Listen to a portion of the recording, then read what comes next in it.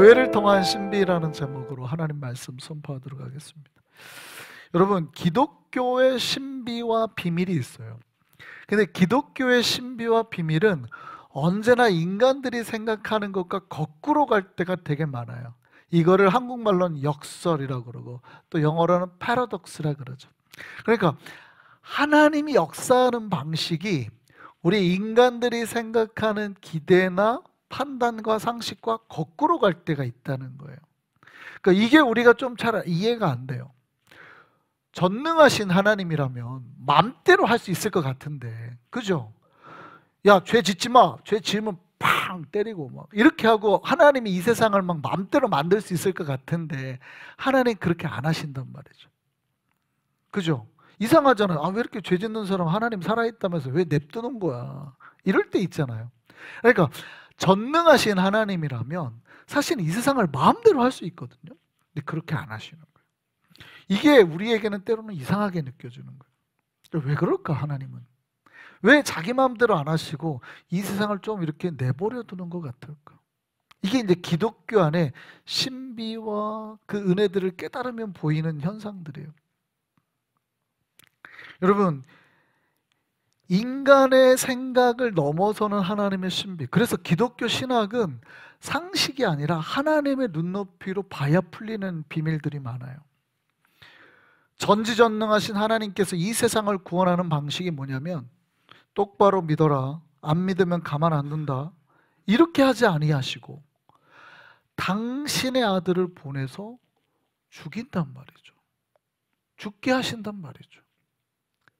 그래서 그 아들이 죽을 때 우리가 지었던 모든 죄, 과거에 지었던 모든 죄, 우리가 현재 짓고 있는 모든 죄, 앞으로 우리가 지을 모든 죄까지도 예수가 대속해서 가져가셨어요.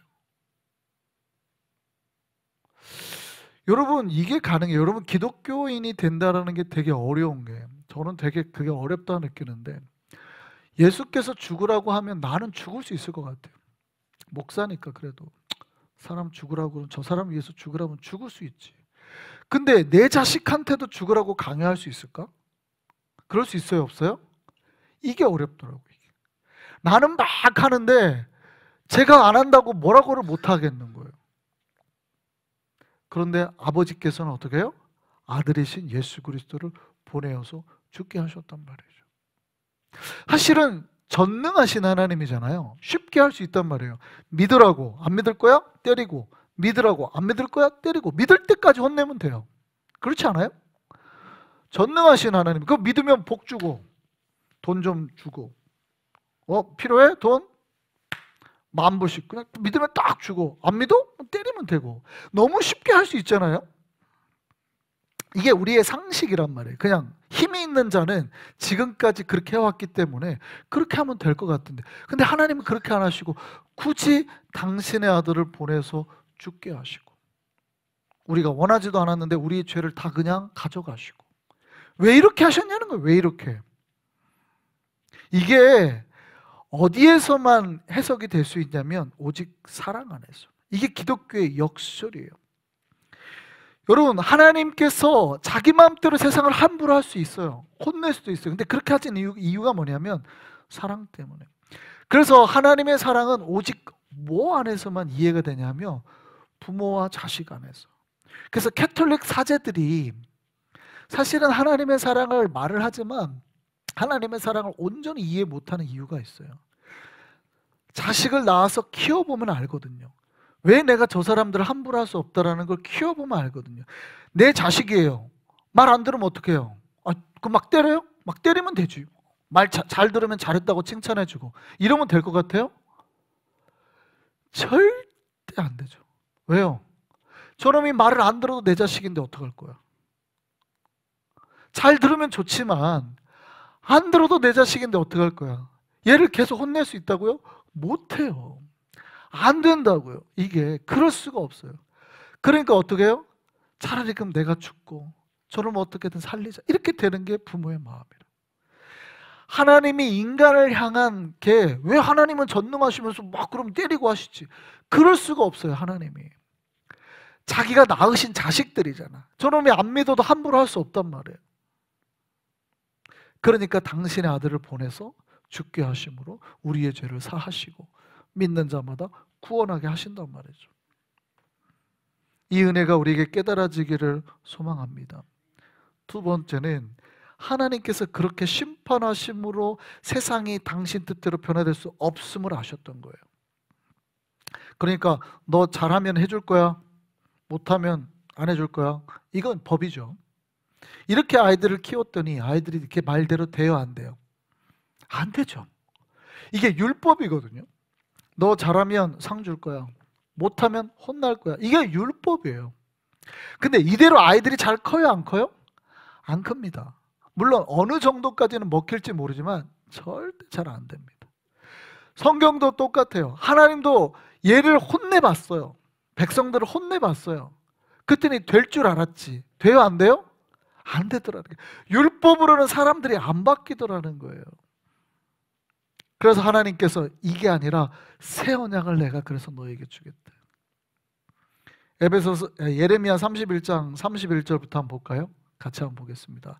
같이 한번 읽어볼까요? 시작. 여호와의 말씀이니라. 보라, 날이 이르리니 내가 이스라엘 집과 유다 집에 새 언약을 맺으리라. 그 전까지 맺었던 언약이 아니라 새로운 언약. 원래 맺었던 언약은 뭐예요? 시내산에서 하나님하고 맺은 언약, 십계명 가운데 맺은 언약. 그런데 그게 아니라 새 언약. 자, 다시 계속 읽어볼까요?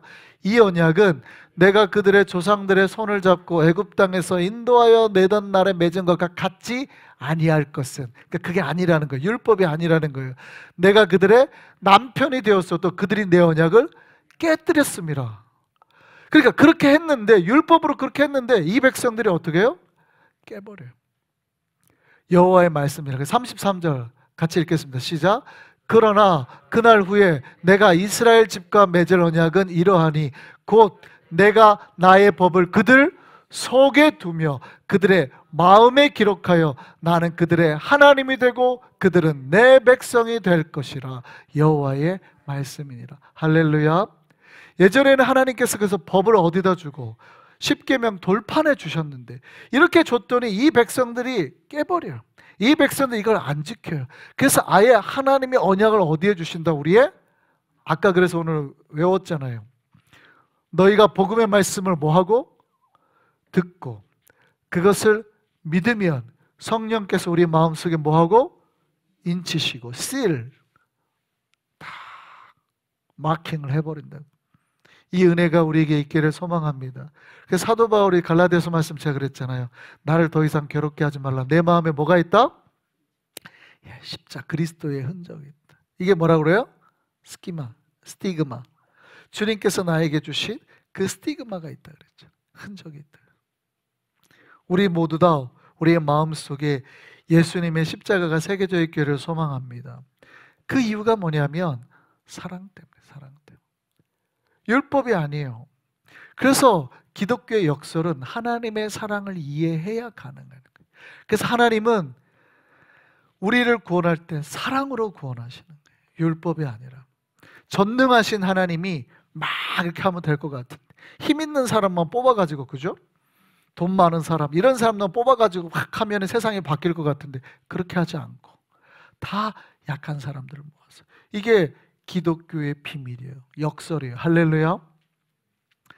교회가 그래서 이 기독교의 역설을 담고 있어요. 교회는 연약한 자들이 모인 곳이에요.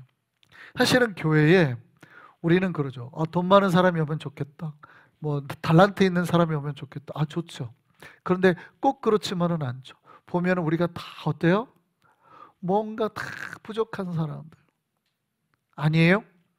표정들이 나는 아니다라는 표정 같은데 다 부족한 사람들. 사실은 무언가 다 부족한 사람들을 하나님께서 불러 모으셨어요. 그게 교회예요, 교회. 그런데 하나님은 이 교회를 통해서 강하다고 하는 저 세상을 뒤집기를 해버리신단 말이에요. 할렐루야. 이 사실이 깨달아졌으면 좋겠습니다. 그래서 믿음의 공동체는요, 누가 봐도 약한 자들이 모여 있어요. 세상에서 가장 힘이 있다고 할 때는요, 오히려 하나님이 외면할 때가 있습니다. 내가 돈 많고 하나님 한번 내가 당신을 위해서 쓰임 받아볼게요. 그럴 때는 하나님이 외면할 때가 있죠. 모세가 그랬어요. 모세가 언제? 제일 잘 나갈 때, 이집트 왕자였을 때. 그러니까 왕자예요. 고난을 뭐 어쨌든 세계 최대 당시의 강대국의 왕자니까 고난이 있잖아요. 약간 뭐 삐딱한 왕자일 수는 있으나 고난이 있잖아요. 나이가 40살이에요.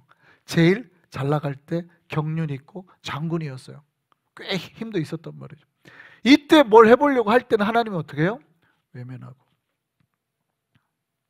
모세가 도망가잖아요. 미디안 광야에서. 그때부터 몇 년 지났어요? 40년이 지났어요. 모세가 뭐예요? 이제 나이가 80이 됐네. 80이 됐어요. 그러니까 머리가 잘 돌아가요? 안 돌아가요? 머리도 잘 안 돌아가네. 권력이 있어요? 없어요? 권력도 없네. 힘도 다 사라졌네. 그래서 하나님이 보낼 때 저는 혀가 둔한 자이다 그러잖아요. 그랬더니 네 형 아론 있잖아 하고 아론을 붙이잖아요. 그 말이 무슨 말이에요? 말을 잘 못한다는 뜻이에요? 아니에요. 40년이나 지나버렸잖아. 그래서 형은 계속 이집트에 살았기 때문에 이집트 말이 되는데 지금 미디안 말을 쓴단 말이에요. 40년이나 애굽 말을 안 썼어요. 여러분 그 외국 그 하멜 표르기 보면 외국인이 한국에서 오래 살았더니 어떻게 해요? 네덜란드 말 다 잃어버리죠. 나중에 네덜란드 사람이 와가지고 하멜이 이제 조종해서 신하니까 보냈어요. 보내가지고 니네 나라 사람이니까 서로 대화해 했더니 대화를 했대요? 못했대요? 못해. 다 까먹어버렸대. 사실은 말을 안 쓰면 다 까먹습니다. 언어는. 만약에 우리가 한국에서 제가 왔어도 내가 한국말 한 번도 안 쓰고 영어만 쓰면 어떻게 돼요? 한국말? 까먹죠. 모세가 지금 40년 동안 애국말 쓸 일이 있어요? 없어요? 없어요. 모세는 가족들하고 양하고만 지냈어요. 그러니까 말이 안 되는 거예요. 나 이제 말도 잘 안 돼요. 그걸 하나님 앞에 안 된다고 하는 거예요. 그러니까 하나님이 약간 화내시죠. 네 형 아론 데려가 이러잖아요. 그러니까 우리가 제일 잘 나갈 때 오히려 하나님께서 우리를 약간 이렇게. 그리고 언제? 내가 생각하기에는 제일 힘이 없을 때, 제일 연약할 때 하나님이 불러서 쓰신단 말이에요. 이게 뭐예요? 기독교의 패러독스. 너무 힘들죠. 이게 인간들이 제일 힘들어하는 거예요. 하나님의 방식이 너무 힘든 거예요. 하나님 제가 제일 잘 나갈 때 써달라고요. 우리는 항상 그렇게 기도하는데 하나님은 그렇지 않아요. 이 기독교의 역설이 우리에게 깨달아지고 은혜가 되었으면 좋겠습니다. 교회도 똑같아요. 이런 역설 가운데 교회가 시작이 되고 주의 일을 하게 되는 것. 오늘 본문에 다윗이 나오죠. 우리가 이제 사무엘상 쭉 강해를 하니까 이 이야기가 오늘 본문의 이야기가 어디에서부터 이어져야 되는지를 보면 돼요. 자, 다윗이 사울 왕을 피해서 도망쳤죠. 그리고 놉이라는 데로 갔습니다. 제사장이 있는데요. 가깝다고 그랬죠. 한 1마일 정도밖에 안 돼요. 거기로 갔어요. 먹을 게 없어서 제사장들만 먹는 떡을 먹고 거기에 자기가 예전에 골리앗 죽일 때 했던 골리앗 칼이 뒤에 있었어요. 그 칼 한 자루 얻어서 갔는데 도망갈 데가 없으니까 더 이상 이스라엘 안에서 머물다가는 왕이니까 사울 자기 장인이 죽을 것 같은 거예요. 그래서 어디로 도망쳐요? 블레셋으로 도망치죠. 블레셋에 투항을 해버립니다. 그것도 블레셋은 5개 도시 국가인데 가장 센 가드라는 지역의 아기스 왕에게로 가요. 근데 거기는 원래 누구의 고향이에요? 골리앗의 고향이에요. 그러니까 자기가 죽였던 골리앗의 땅으로 망명을 하거든요. 나 받아주시오. 아기스 왕은 받고 싶었어요. 그런데 신하들은 어떻게 해요? 골리앗의 친척이 골리앗의 장군이었기 때문에 다 거기 신하들 가운데 골리앗의 지인들이 있단 말이에요. 그러니까 뭐라 그래요? 임금님 왕이시여 모릅니까 지금 다윗이 어떤 존재인지? 사울은 천천히고 다윗은 만만이라고 했습니다. 그래서 우리 골리앗을 죽인 자 아닙니까? 그러니까 어떻게 해요? 다윗이 아차 내가 여기서 잘못하면 죽겠구나 하고 어떻게 해요? 어떻게 했다고 그랬어요? 미친 척 했다고 그랬죠. 갑자기 침을 흘리더니 대문에다가 손가락을 그었다 그러는. 그러니까 아기스 왕이 맞춰서 누가 저 미친 저기를 데려와서 쫓아내 하고 나가죠. 그리고 지은 시가 몇 편이라고 했어요? 시편 34편이라고 그러죠. 오늘 본문은 거기에서 이어지는 이야기입니다. 다윗이 거기서 나왔어요. 자, 이제 이스라엘 땅에도 갈 데 없고 블레셋에 투항하려고 했는데 블레셋도 안 받아줘. 갈 데가 없어요. 그래서 어디로 가요? 그 유명한, 혹시 알아요? 어디로 갔는지? 그 유명한 아둘람 굴. 우리가 많이 성경에서 들었던 아둘람 굴. 성경 여러분 시편을 보면 다윗이 굴에 있을 때라는 제목이, 소제목이 우리 시편을 보면 위에 써 있어요. 다윗이 굴에 있을 때 지은 시. 이렇게. 그 굴이 어디예요? 바로 아둘람 굴입니다. 그러니까 아둘람 굴이 이스라엘하고 그 블레셋하고 약간 경계 이쪽에 있는데, 아둘람 굴로 숨어서, 근데 거기가 워낙 굴도 많고 하니까 사실은 잘 못 찾아오는 데긴 해요. 그 성지순례를 가면 아둘람 굴도 실제 간다 그래요. 한번 사진 한번 볼까요? 자, 지금 여기 보면 나무 밑에 저기 굴에 좀 틈이 있죠. 밑에 홈이 있죠. 바위틈. 저희가 입구 같은 데요. 그 다음에요. 근데 안에 들어가면 이렇게 넓은 공간이 있어요. 얼마나 넓은지 좀 이따 보여드릴게요. 또요. 위로 보면 이렇게 천장이 이렇게 뚫려 있고, 그 다음에 성지순례 가서 사람들이 저렇게 보면 저렇게 넓은 공간들이 있는 거예요. 그래서 저기에 숨어서 있었어요. 그랬더니 다윗이 저기에 있다는 이야기를 듣고 유다 사람들을 해가지고 모여들었는데 몇 명이나 모였대요? 400명이 모였대요. 400명. 여기에서 이제 다윗의 공동체가 시작이 됩니다.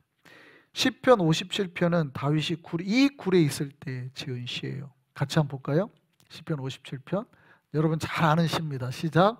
하나님이여, 내 마음이 확정되었고 내 마음이 확정되었사오니 내가 노래하고 내가 찬송하리이다. 내 영광아 깰지어다. 비파야 수금아 깰지어다. 내가 새벽을 깨우리로다. 주여, 내가 만민 중에서 주께 감사하며 문 나라 중에서 주를 찬송하리이다. 무릇 주의 인자는 커서 하늘에 미치고 주의 진리는 궁창에 이르나요. 제가 고등학교 때부터 대학교까지 굉장히 많이 불렀던 당시의 경배와 찬양에 많은 찬양이 이 다윗의 이 시에 나와요. 다윗이 아둘람 굴에 있을 때 지었던 시예요. 여러분 이 찬양 다 아세요? 내 영혼이 확정되고 예, 그 찬양 이거예요. 이거. 그 다음에 또 찬양이 있죠. 뭐예요? 깨어라 나의 영혼아 비파와 수금 들아. 보통 우리가 수금 들어라로 알고 있는데 수금 들어라가 아니고 비파야 수금아예요. 비파야 수금 들아. 너희가 새벽을 깨워서 노래하자. 뭐 이거예요. 비파와 수금 들아 이 새벽에 내가, 이 찬양이죠. 그리고 마지막 이 찬양 혹시 아시는지 모르겠는데 제가 고등학교 때 대학교 때 많이 불렀던 경배 찬양송이 하나 중에 이거 있어요. 내가 만민 중에 오 주께 감사하며. 이 다윗이 자기의 가장 환난 날, 고통의 날에 하나님 앞에 불러드렸던 찬양, 이 아둘람 굴에서 있을 때 불러드렸던 찬양이에요. 오늘 우리가 이제 살펴볼 건 이겁니다. 자, 다윗이 이 굴에 있다는 소식을 듣고 사람들이 모여들었는데 오늘 본문이 특이하다는 거예요. 그럼 누가 모여들었냐? 우리는 알죠. 다윗의 용사들, 센 사람들 많잖아요. 이 사람들이 모여드는 것 같잖아요. 근데 성경은 그렇게 기록하고 있지 않아요. 세 부류의 사람이 모여들었대요. 첫 번째, 환난 당한 자. 두 번째, 빚진 자, 빚이 있는 자들. 세 번째, 마음이 원통하고 억울한 자들. 자, 어떤 사람들이 모여요? 힘이 있고 돈이 있고 권력이 있고 이런 사람들이 모여든 게 아니라 어떤 사람? 환난 가운데 있는 사람이 오고, 또 경제적으로 빚이 있고, 또 마음이 힘든 사람, 마음이 지쳐있고 억울하고 원통한, 이게 사회적으로 뭐가 일이 잘 안 돼, 이런 사람들이 다윗에게 왔다. 할렐루야. 여러분 이거 꼭 기억하셔야 돼요. 주님의 공동체는 강하고 센 사람들이 아니라 연약한 자들을 통해서 하나님의 역사가 일어납니다. 할렐루야. 그래서 아까 제가 모세 말씀을 드린 거예요. 모세가 힘있고 셀 때는 하나님이 그때 쓰면 잘 될 것 같은데 오히려 하나님이 많이 버려두죠. 힘이 다 빠졌을 때 쓴단 말이에요. 교회도 힘이 있고 돈 있는 사람들이 모이면 교회가 잘 될 것 같은데 아니죠. 우리가 새벽에 살펴봤는데, 우리가 요즘에 이제 요한계시록 살펴보고 있잖아요. 두 교회가 크게 책망을 받죠. 하나는 사대 교회고 하나는 라오디아 교회고.